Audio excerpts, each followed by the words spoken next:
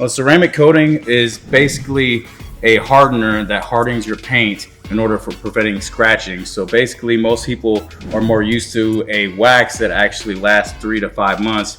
This actually can last for many years.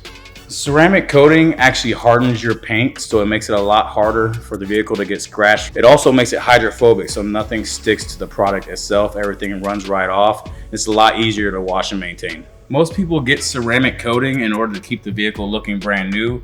It actually adds a higher gloss to the vehicle. Ceramic coating generally lasts as long as you want it to last.